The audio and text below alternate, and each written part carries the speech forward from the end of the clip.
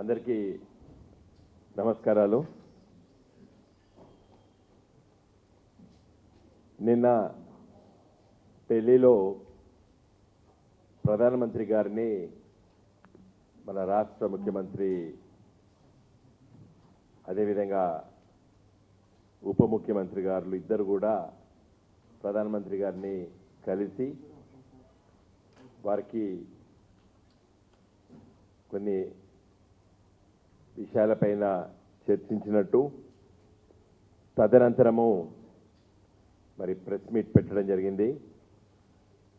మన ముఖ్యమంత్రి గారు రేవంత్ రెడ్డి గారు అదేవిధంగా ఉప ముఖ్యమంత్రి గారు బట్టి విక్రమార్క గారు ఇద్దరు కూడా ప్రెస్ మీట్లో పెట్టడం జరిగింది.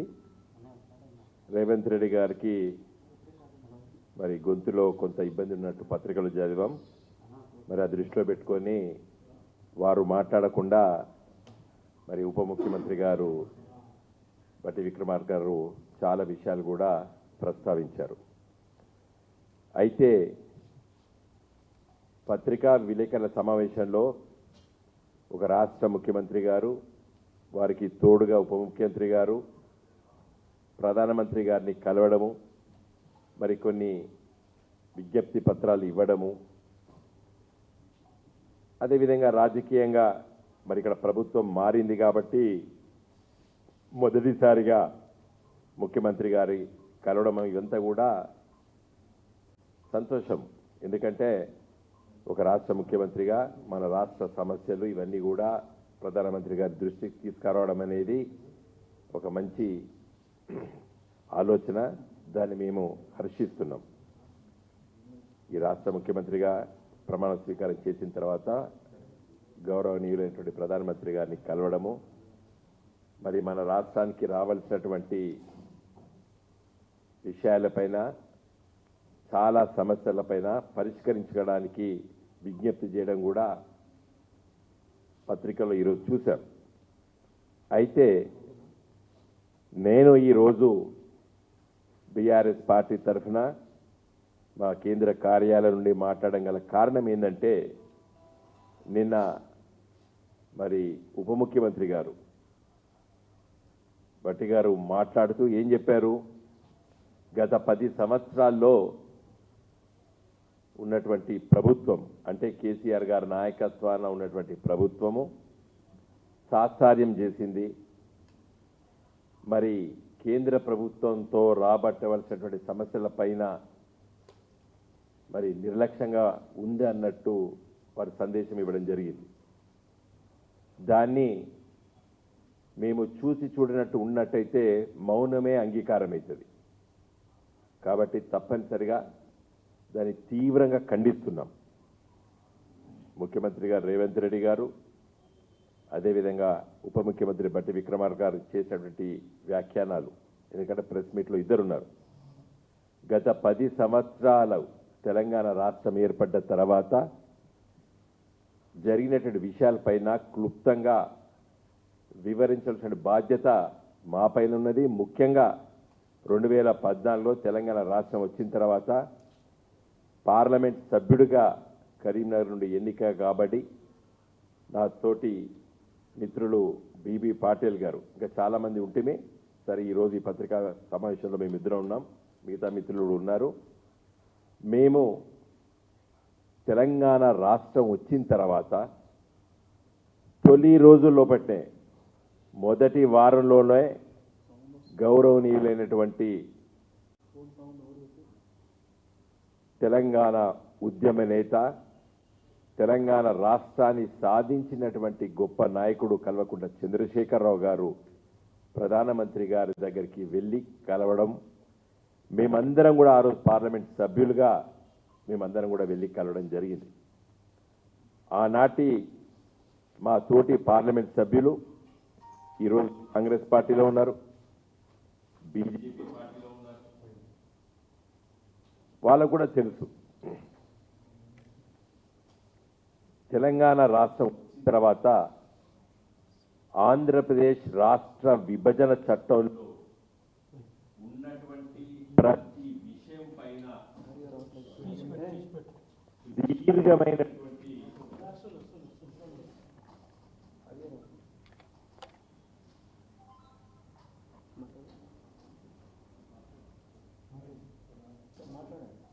వచ్చిందా ఆపంటే ఆపారు. సుదీర్ఘమైనటువంటి లేఖలు రాస్తాం. ఆంధ్రప్రదేశ్ రాష్ట్ర విభజన చట్టంలో ప్రతి అంశం తెలంగాణకు రావాల్సినటువంటి హామీలు ఇచ్చినటువంటి ప్రతి అంశం పైన సుదీర్ఘమైనటువంటి లేఖలు రాసి ఒకసారి కాదు చాలా సందర్భంలో మరి కలిసి ఇవ్వడం జరిగింది. ఒకటి కాదు 10 సార్లు కలవడం జరిగింది. మన గౌరవ ముఖ్యమంత్రి కేసీఆర్ గారు, ప్రధానమంత్రి నరేంద్ర మోడీ గారిని. నరేంద్ర మోడీ గారిని కలిసినప్పుడల్లా కూడా టేకింగే అని అన్నారు తప్పితే ఏది కూడా నేను పరిష్కారం చేస్తానని చెప్పలేదు.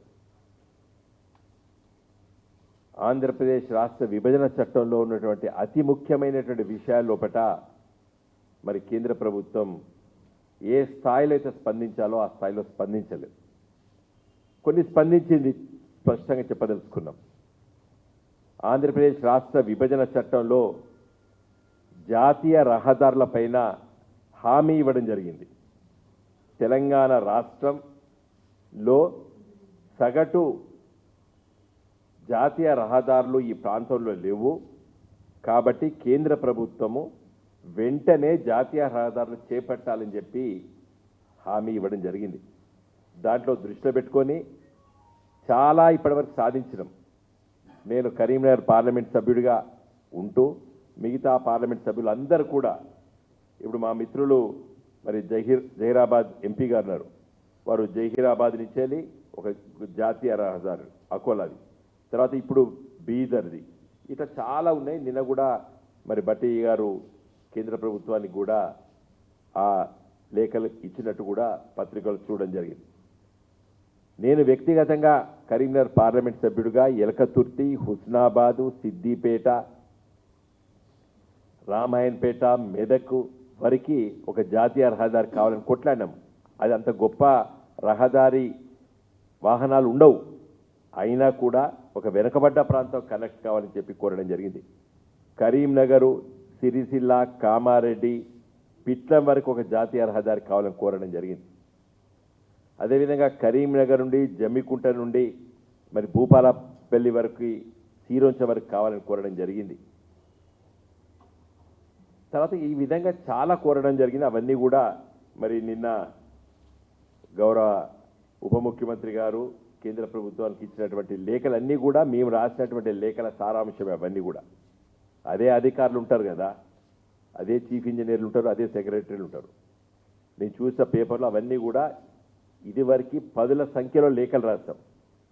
మా పార్లమెంట్ సభ్యులు మేమందరం కూడా 377 రేజ్ చేద్దాము, 0 అవర్లో రేజ్ చేద్దాము. ముఖ్యంగా మరి రాజీవ్ రహదారిని జాతీయ రహదారిగా మార్చాలని చెప్పి డిమాండ్ చేస్తే నితిన్ గడ్కరీ గారే హామీ ఇవ్వడం జరిగింది, మార్చుతా అని చెప్పి. రాజీవ్ రహదారి ఏది ఇప్పుడు హైదరాబాద్ నుండి రామగుండం వరకు ఉన్నటువంటి రాజీవ్ రహదారిని జాతీయ రహదారిగా కావాలని చెప్పి పార్లమెంట్లో మాట్లాడితే నితిన్ గడ్కరీ గారే మాకు హామీ ఇవ్వడం జరిగింది.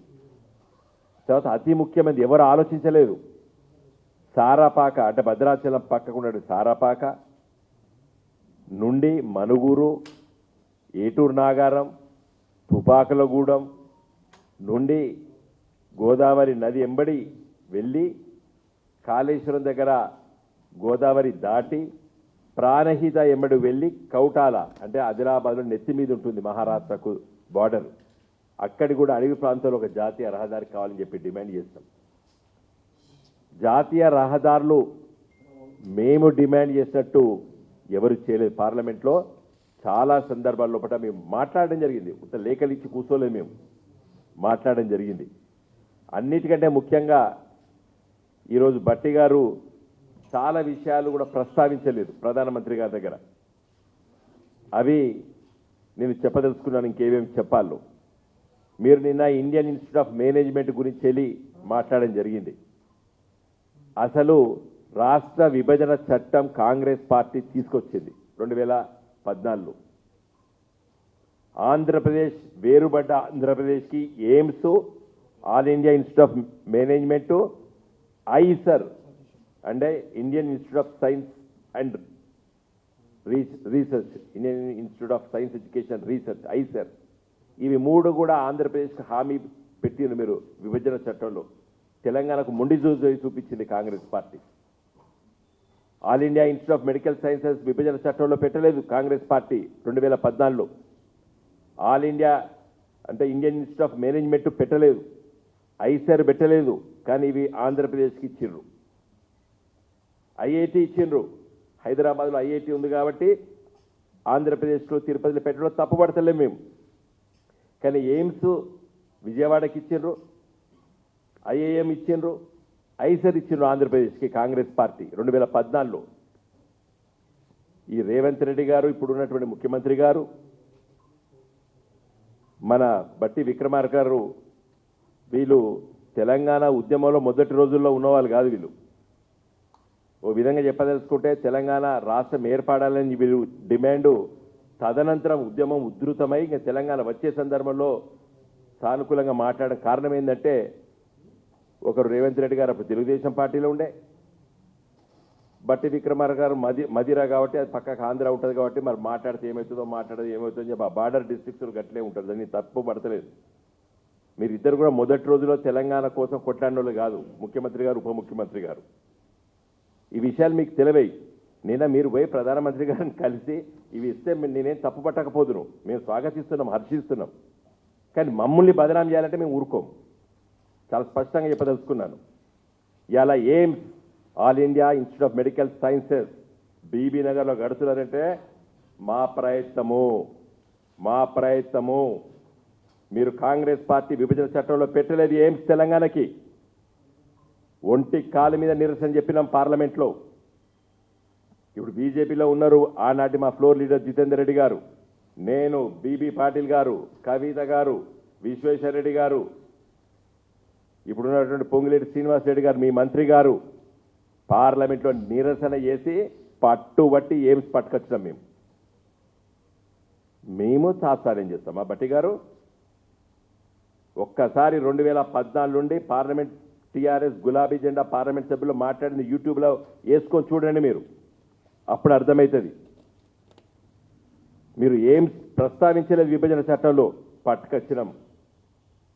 ఐఐఎం లేదు, కేసీఆర్ గారు 10 సార్లు లేఖలు రాసిండ్రు ఇండియన్ ఇన్స్టిట్యూట్ ఆఫ్ మేనేజ్మెంట్ కావాలని చెప్పి. ఐసర్ గురించి వెళ్ళి మీకు నిన్న కూడా మీరు చెప్పలేదు దాని గురించి. వెళ్ళి Indian institute of science education and research, ఈరోజు బీఎస్సీ ఎంఎస్సీ చదువుతలేరు చాలామంది పిల్లలు, కెమిస్ట్రీ, బాటనీ, జువాలజీ.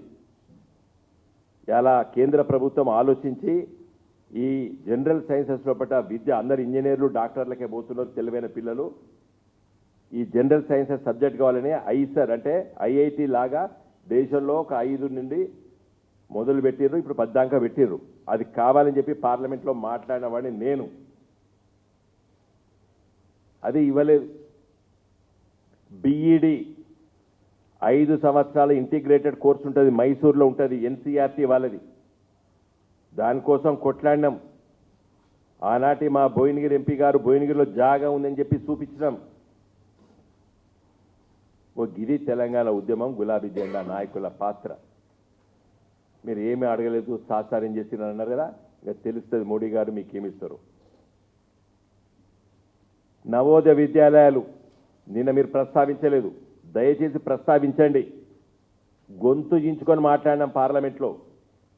ప్రతి జిల్లాకి ఒక నవోదయ విద్యాలయం ఉండాలి. కేంద్ర ప్రభుత్వము మోడీ గారి దగ్గరికి 100 సార్ల విజ్ఞప్తి పత్రాలు ఇచ్చినాం మేము పార్లమెంట్ సభ్యులు అందరం కలిసి.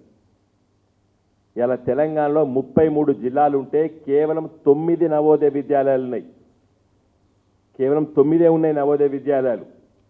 దేశంలో ప్రతి రాష్ట్రంలో ప్రతి జిల్లాకు ఒకటి ఉంటే తెలంగాణకి 33 జిల్లాలు ఉంటే 9 నవోదయ విద్యాలయాలు ఉన్నాయి. కేసీఆర్ గారు 10ల సంఖ్యలో లేఖలు రాసిండ్రు. ఎడ్యుకేషన్ మినిస్టర్ స్మృతి ఇరానీ గారి దగ్గరికి వెళ్ళాం. తదనంతరం వచ్చినటువంటి మంత్రుల దగ్గరికి తిరిగినాం. మాట లేదు, ఉలుకు లేదు, పలుకు లేదు బీజేపీ ప్రభుత్వం, మోడీ గారి ప్రభుత్వం. మరి మీరు నిన్న ఇచ్చిన విజ్ఞప్తి పత్రంలో కూడా నవోదయ విద్యాలయం గురించి మాట్లాడలేదు మీరు. KV schools, Kendriya Vidyalaya schools గురించి డిమాండ్ చేస్తాం. అక్కడోటి ఇక్కడోటి ఇచ్చిండ్రు కానీ మాట్లాడలేదు. తర్వాత సాంస్క్రిట్ విశ్వవిద్యాలయం కావాలని చెప్పి గట్టిగా మాట్లాడి యాదగిరి గుట్టలో కూడా బ్రహ్మాండమైనటువంటి దేవాలయం కట్టాం.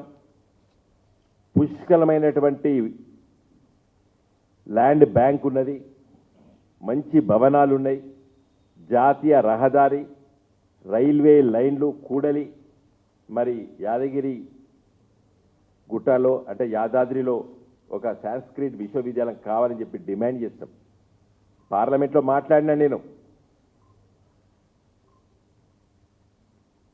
ఆంధ్రప్రదేశ్ రాష్ట్ర విభజన కాకముందు తిరుపతిలో ఉన్నది ఇప్పుడు సాంస్క్రిట్ యూనివర్సిటీ. మా తెలంగాణకు కావాలని చెప్పి గట్టి డిమాండ్ చేస్తాం మేము. సైనిక్ స్కూల్ నిన్న మీరు అడిగినరు, ఇచ్చినండి. సైనిక్ స్కూల్ ఇచ్చిండ్రు, కేంద్ర ప్రభుత్వం ఇచ్చింది. వరంగల్ భూసేకరణ చేస్తాము కానీ వాళ్ళలో ఒక కొండి పెట్టిండ్రు. దాన్ని ఏం కొండి పెట్టినరో, బిల్డింగ్లు మీరే కట్టాలి, ల్యాండ్ మీరే ఇవ్వాలి అంటే పర్వాలేదని చెప్పినాం మన రాష్ట్ర ప్రభుత్వం. కానీ నిత్యం జరిగేటువంటి ఖర్చు కూడా మనమే భరించాలని చెప్పిర్రు. అంటే టీచర్ల జీతాలు మనమే ఇవ్వాలి, ప్రిన్సిపాల్ జీతాలు మనమే ఇవ్వాలి, మొత్తం ఇస్తే మేము నడుపుతామన్నారు. ఇంకా వాళ్ళు పెట్టేదేంది సైనిక్ స్కూల్ అని అక్కడ ఆగింది. మరి మీరు నిర్ణయం తీసుకోండి, ఏ నిర్ణయం తీసుకుంటారో. అదే ఆంధ్రప్రదేశ్లో మరి వెనకట కోరుకొండలో ఉండే, తర్వాత కిరణ్ కుమార్ రెడ్డి గారు ముఖ్యమంత్రి ఉన్నప్పుడు వాళ్ళ జిల్లాకు పట్టుకపోయారు. అంతకంటే ముందు రాజశేఖర రెడ్డి గారు ముఖ్యమంత్రి ఉన్నప్పుడు వాళ్ళ జిల్లాకు పట్టుకపోయారు. మరి అక్కడ కేంద్ర ప్రభుత్వం భరిస్తుంది, మరి ఇక్కడ తెలంగాణ ప్రభుత్వం ఎందుకు భరించాలని చెప్పి మేము లేఖ రాసినాం. సైనిక్ స్కూల్ వరంగల్లో భూసేకరణ మొత్తం పక్క పెట్టినాం, తీసుకొచ్చినాం. కానీ ఆ కొండి పెట్టిర్రు, మొత్తం మీరే భరించాలి. సరే ల్యాండ్ ఇస్తాం, బిల్డింగ్స్ కూడా కట్టిస్తాను, కానీ నిత్యము రికరింగ్ ఎక్స్పెండిచర్ అంటారు. చాక్ పీస్ల కాంచేలి, డస్టర్ కానించేలి, టీచరు జీతాల కానించేలి, మొత్తం మీరే భరిస్తే మేము ఇస్తామన్నారు. మనకు లేవా? వాళ్ళు పెట్టేది గురుకుల పాఠశాల మనం మొత్తం నడుపుతున్నాం. మీరు పెట్టాలి, మీరు సైనిక్ స్కూల్ మీరు నడపాలని చెప్పి మరి ఆ సమస్య అక్కడ లిఖితపూర్వకంగా లేఖలు రాసి ఉన్నది. మీరు కొత్తగా అడగవలసిన అవసరం లేదు. సైనిక్ స్కూల్ ఆల్రెడీ ఇస్తామని చెప్పి ఒప్పుకున్నారు. ఆనాటి డిఫెన్స్ మినిస్టరు నిర్మలా సీతారామన్ గారు ఉన్నప్పుడు మేమందరం వెళ్ళి కలిసినాం. అంతకన్నా ముందు అరుణ్ జైట్లీ గారు ఉన్నారు, అప్పుడు కలిసినాం. ఇంకా బయ్యారం ఉక్కు తెలంగాణ హక్కు అని నినాదం ఇచ్చింది మేము. దాని విభజన చట్టంలో steel authority of India limited వాళ్ళు వచ్చి అక్కడ నాణ్యతమైనటువంటి ఇనుప ఖనిజ సంపద లేదు అని చెప్పి కొర్రీ పెట్టేది ఆపిర్రు. అది తప్పనిసరిగా మనం డిమాండ్ చేయాలి, తెచ్చుకోవాలి. కాజీపేటలో రైల్వే కోచ్ ఫ్యాక్టరీ ఇటీవల కాలం లోపల మరి ప్రధానమంత్రి గారు ఇనాగ్రేట్ చేసిండ్రు. అది కాదు మనం అడగవలసింది. మనకు కోచ్ ఫ్యాక్టరీ కావాలని అడిగితే వాళ్ళు వ్యాగన్ ఫ్యాక్టరీ ఇచ్చిండ్రు. దాంతో తృప్తి పడం మనము కంపల్సరిగా కాజీపేటలో రైల్వే కోచ్ ఫ్యాక్టరీ కోసం కొట్లాడవలసిన అవసరం ఉన్నది. ఇది విద్య పైన, పరిశ్రమల పైన. అతి ముఖ్యమైనది జాతీయ హోదా అని మేము 2014లో, ఎందుకంటే రేవంత్ రెడ్డి గారికి అదేవిధంగా భట్టి గారికి ఆ ఇరిగేషన్ మంత్రి వారిని కూడా కోరుతున్నా నేను. మేము మొదట్లో 2014లో పార్లమెంట్లో గొంతు దించుకొని మాట్లాడినాం. మన ముఖ్యమంత్రి గారు కేసీఆర్ గారు ప్రధానమంత్రి గారిని కలిసిర్రు. మేమందరం తోడుగా వెళ్ళేది. हम नहीं दे रहे, वो नेशनल प्रोजेक्ट नहीं दे रहे हम, वो పాలసీ చేంజ్ हो गया అని చెప్పిండు ప్రధానమంత్రి గారు. ఉత్తరప్రదేశ్ ఎన్నికలు వచ్చినప్పుడు బుందేల్ఖండ్లో 45,000 కోట్ల రూపాయలతో జాతీయ ప్రాజెక్ట్ అనౌన్స్ చేశారు మోడీ గారు. కర్ణాటకలో మొన్న ఎన్నికలు వచ్చినప్పుడు తుంగా, భద్ర 2 నదులు ఉంటాయి. భద్ర నది పైన మరొక జాతీయ ప్రాజెక్టు 15,000 కోట్లతో ప్రకటించారు బీజేపీ వాళ్ళు. గొంతు హించుకొని మాట్లాడిన పార్లమెంట్లో.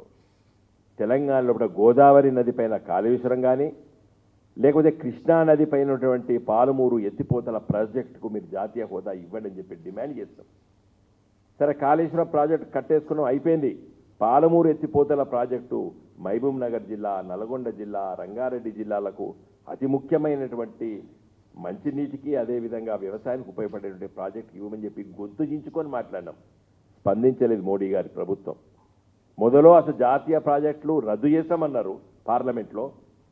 తర్వాత ఉత్తరప్రదేశ్, కర్ణాటకలో ఎన్నికలు వచ్చేసరికి 2 దిక్కులు ఇచ్చారు. ఈ మధ్య గుజరాత్లో కూడా ఇస్తున్నట్టు కూడా పత్రికల్లో చదవడం జరిగింది. మీ డిమాండ్ సహితమైన డిమాండ్. పార్టీలు మారచ్చు కానీ ప్రభుత్వం మారదు. తెలంగాణ ప్రజలు వాళ్ళే ఉంటారు, ప్రభుత్వం అదే ఉంటుంది. తెలంగాణ ప్రజల కోసం తప్పనిసరిగా జాతీయ ప్రాజెక్ట్ కోసం కొట్లాడవలసినట్టు అవసరం, ఆవశ్యకత ఈరోజు ఉన్నది. బీజేపీ పార్టీ నిర్లక్ష్యంగా దీనిపైన చూస్తున్న విషయాన్ని కూడా ఈరోజు మేము చెప్పదలుచుకున్నాం. టెక్స్టైల్ పార్క్ కేటీ రామారావు గారు ఆ శాఖ మంత్రిగా ఉండే ఆ రోజులలో మేము ఎంపీలుగా ఉండి స్మృతి ఇరానీ గారి దగ్గరికి వెళ్ళి అడిగినాం సిరిసిల్ల లోపట ఇవ్వాలని చెప్పి. రాష్ట్ర ప్రభుత్వం భూసేకరణ చేసి వరంగల్లో ఇలా బ్రహ్మాండమైనటువంటి టెక్స్టైల్ పార్కు స్టార్ట్ చేస్తాం. 2-3 కంపెనీలు వచ్చి పనిచేస్తున్నాయి. ఎక్కడో దగ్గర మరి టెక్స్టైల్ పార్క్ నేషనల్ది ఇవ్వాలని చెప్పి డిమాండ్ చేస్తాం మేము. అది కూడా పట్టించుకోలేదు. రైల్వే లైన్లు కొత్తగా ఒక్కటే ఇవ్వలేదు. నేను కరీంనగర్ ఎంపీగా ఉన్నప్పుడు మనోహరాబాద్ కొత్తపల్లి అంటే కరీంనగర్ నుండి నేరుగా కరీంనగర్కి రైల్వే లైన్, కరీంనగరు నుండి నేరుగా కొత్తపల్లి, బోయినపల్లి, వేములవాడ, సిరిసిల్ల, సిద్దిపేట, దుద్దెడ, గజ్వేలు, మనోహరాబాద్, మెడ్చల్ మీదికెళ్ళి సికింద్రాబాద్ రైల్వే లైన్ కావాలని చెప్తే అది కేసీఆర్ గారు 2004లో వారు అక్కడ ఎంపీ ఉన్నప్పుడు ప్రయత్నం చేశారు. మళ్ళీ ఎవ్వరు మధ్యలో పట్టించుకోలేదు. తర్వాత నేను ఎంపీ అయిన తర్వాత నేరుగా ప్రధానమంత్రి కార్యాలయానికి వెళ్ళి వారు గజ్వేల్కి వచ్చినప్పుడు పునాదిరా వేయించినాం. మళ్ళీ దాంట్లో కొర్రీలు పెట్టిర్రు. భూసేకరణ మనమే చేస్తామని చెప్పినాం. ఓకే అన్నారు. తర్వాత 2/3 మీరే భరించాలి, రైల్వే లైన్కు డబ్బులు మీరే ఇవ్వాలన్నారు. భరించినాం. అరే అన్ని ఒప్పుకుంటున్నారని చెప్పి మళ్ళీ కొత్త కుర్రి పెట్టిర్రు. 5 సంవత్సరాలు రైలు నడిస్తే లాస్ వస్తే కూడా అదే మీరు భరించాలని చెప్పిర్రు. అది కూడా భరించినాం. అప్పుడు రాస్తే ఇప్పుడు సిద్దిపేట వరకు రైలు కూత వచ్చింది, రైల్వే లైన్ వేసిండ్రు. ఇలా సిద్దిపేట టు సిరిసిల్ల టెండర్స్ అయినాయి, పనులు అవుతున్నాయి. సిరిసిల్ల నుండి వేములవాడ మీదకి వెళ్ళి కరీంనగర్ వరకు భూసేకరణ జరుగుతున్నది. ఇది ఒక మంచి ప్రాజెక్ట్ సాధించుకున్నాం. ఇంకా చాలా రైల్వే లైన్లు రావాలి. రామగుండం నుండి మంతిని పక్క నుండి భూపాలపల్లి నుండి ఏటునాగరం మీదికెళ్ళి మనుగురు వరకు railway line, Ramagundam to Manuguru railway line. నేను హనుమకొండ ఎంపీగా ఉన్నప్పుడు సర్వే అయింది, అది 2005లో. ఇప్పటి వరకు దాని గురించి పట్టింపులు లేవు. ఆ డిమాండ్స్ ఉన్నాయి. ఇంకా మీ రైల్వే లైన్ గురించి చాలా అడగాలి. శంషాబాద్ రైల్వే స్టేషన్ నుండి నేరుగా జాతీయ రహదారి ఎయిర్పోర్ట్ పక్క నుండి మరి ఇంకా నార్కెట్పల్లి, సూర్యాపేట నుండి కోదాడ మీదికెళ్ళి స్ట్రైట్గా విజయవాడ మీద నుండి మద్రాసు వరకు ఒక parallel railway line, bullet train కోసం లేఖలు రాసింది ఈ రాష్ట్ర ప్రభుత్వం. అది మీరు నిన్న ప్రస్తావించలేదు, అది ప్రస్తావించాలి రానున్న రోజుల్లోపట. ఇప్పుడు బుల్లెట్ ట్రైన్లు అన్ని ఉత్తర భారతదేశానికే. ఢిల్లీ, గుజరాత్, బొంబాయి, ఢిల్లీ కాన్పూరు, ఢిల్లీ లక్నో, ఢిల్లీ కలకత్తా, ఇవే మాట్లాడుతున్నారు. కాబట్టి రేపు ఫ్యూచర్లో హైదరాబాద్ నుండి విజయవాడ మీదికెళ్ళి, అంటే ముఖ్యమైన పట్టణాలు ఆంధ్రప్రదేశ్లో ఉన్న ముఖ్యమైన నెల్లూరు, గుంటూరు ఇవన్నీ చూసుకుంటూ తిరుపతి మీదికెళ్ళి మన మద్రాసు వరకు బుల్లెట్ ట్రైన్ కావాలని చెప్పి కూడా మేము డిమాండ్ చేస్తాం. అది మీరు నిన్న ప్రస్తావించలేదు. తర్వాత ఐటీఐఆర్ గురించి వెళ్ళి ఆనాటి కాంగ్రెస్ ప్రభుత్వం చెప్పింది, బీజేపీ ప్రభుత్వం పక్కకు పెట్టింది. మళ్ళీ మీరు నిన్న ప్రస్తావించినందుకు సంతోషం. తర్వాత మన రాష్ట్ర విభజన చట్టంలో 34 అసెంబ్లీ సీట్లు పెరగాలని ఉన్నది. దాంట్లో ఒక పదాన్ని నాట్ డిస్టాండింగ్ అనే పదం చొప్పిస్తే అయిపోతుందని చెప్పి మోడీ గారికి నేరుగా నేనే స్వయంగా 1-to-1 అపాయింట్మెంట్ తీసుకొని 2-3 సార్లు మాట్లాడినా. దేకింగే అని అన్నారు. బట్ ఇంతవరకు దాని గురించి బాగాలేదు, అది కూడా మీరు మాట్లాడాలి రానున్న రోజుల్లో కూడా. బీఆర్జీఎఫ్ ఫండ్స్ గురించి నిన్న మీరు ప్రస్తావించారు బట్టి గారు. అది 2015 నుండి, అంటే బీఆర్జీఎఫ్ అంటే backward reason grant fund BRGF. ఒక 2 సంవత్సరాలు ఇచ్చారు, తర్వాత ఇవ్వలేదు. ఆ పైసలు మనకు రావాల్సిన పైసలు మేము పార్లమెంట్లో మాట్లాడినాం, అరుణ్ జైట్లీ గారి దగ్గరికి వెళ్ళి మాట్లాడినాం, నిర్మలా సీతారామన్ గారితో మాట్లాడినారు. కానీ ఇప్పటి వరకు కూడా దాని మీద స్పందన లేదు. ఈ విధంగా చెప్పకపోతే చాలా ఉన్నాయి. విభజన చట్టంలో చెప్పిన కొన్ని ఉన్నాయి, విభజన చట్టంలో చెప్పని చాలా ఉన్నాయి. నేను ఇంతకుముందు చెప్పినా కదా, మీ కాంగ్రెస్ వాళ్ళు విభజన చట్టం తెచ్చినప్పుడు ఎయిమ్స్ గురించి మాట్లాడలేదు, ఐఏఎం గురించి మాట్లాడలేదు, ఐసర్ గురించి మీరు ప్రస్తావించలేదు. కానీ మేము చొప్పించడం అవన్నీ కూడా. కాబట్టి మరి నవోదయ విద్యాలయాలు గ్రామీణ ప్రాంతాల్లో తెలివైనటువంటి పిల్లలకు మంచి చదువు లభ్యత ఉంటుంది. అది బీజేపీ ప్రభుత్వం మరి ఎందుకో నిర్లక్ష్యంగా తెలంగాణ పట్ల చిన్న చూపు చూసి ఇంతవరకు ఇవ్వడం లేదు. కాబట్టి మరి రానున్న రోజుల్లోపట రేవంత్ రెడ్డి గారు, బట్టి విక్రమార్క గారు, ఇంకే మంత్రులు పోతారో వాళ్ళకి అందరు తెలిసి, ఇప్పుడు మా దగ్గర పనిచేసినటువంటి ఆనాటి కొంతమంది నాయకులు ఇప్పుడు మీ దగ్గర ఉన్నారు, మంత్రులుగా ఉన్నారు. కాబట్టి వీళ్ళకి అందరికి తెలిసి ఈ విషయాలన్నీ కూడా. కాబట్టి మీరు ఇంత సుదీర్ఘంగా నేను ఎందుకు చెప్తున్నానంటే, నిన్న మా పైన మీరు ఆరోపణ చేసేందుకు నేను ఈ వివరణంగా ప్రెస్ మీట్ పెట్టినా. సాత్సార్యం చేసిండ్రు, నిర్లక్ష్యంగా ఉన్నారు, బీజేపీ పైన ఒత్తిడి తీసుకురాలేదన్నట్టు మీరు చెప్పుకొచ్చారు. నిన్న కేసీఆర్ గారు 10ల సంఖ్యల సార్లు తిరిగి యాసకొచ్చి ఇంకా కలుసుడు బంద్ చేస్తాం. అసలు విషయం చెప్తున్నాను మీకు. ఎన్నిసార్లు తిరుగుతారు ఒక ముఖ్యమంత్రి గారు? తిరిగి యాసకొచ్చి ఇంకా కలుసుడు బంద్ చేస్తాం. చాలామందికి తెలియదు. ఇప్పుడు మీ దగ్గర ఉన్నటువంటి రేవంత్ రెడ్డి గారు, మీ అఫీషియల్ పిఎస్ గారు ఉన్నారు. సీఎం ఆఫీస్ అంటే గదే ఉంటుంది, గవే కంప్యూటర్లు ఉంటాయి, గవే లేఖలు ఉంటాయి. బటన్ ఒత్తితే అన్నీ తెలుస్తాయి. కేసీఆర్ గారు ఎన్నిసార్లు ఉత్తరాలు రాసిండ్రు అదే కదా, గవే కంప్యూటర్లు, గవే మనుషులు ఉంటారు. ఇప్పుడు మన శేషాద్రి గారు ఐఏఎస్ సీనియర్ ఒక మంచి ఆఫీసర్ ఉన్నారు. శేషాద్రి గారు మీ దగ్గర ఉన్నారు. వారు కూడా సీఎం ఆఫీస్లో ఉండే ఇదివరకు. మరి అంతకుముందు ఉన్నటువంటి పిఎస్ గారి వరకు అందరూ కూడా ఐఏఎస్ ఆఫీసర్ వాళ్ళు. ఒక్కసారి సీఎం గారు ఎన్ని ఉత్తరాలు రాసిండ్రు, ఎన్ని లేఖలు రాసిండ్రు అవన్నీ కూడా చదవాలని చెప్పి నేను కోరుతున్నాను బట్టి గారిని, అదేవిధంగా మన గౌరవ ముఖ్యమంత్రి రేవంత్ రెడ్డి గారిని. Thank you.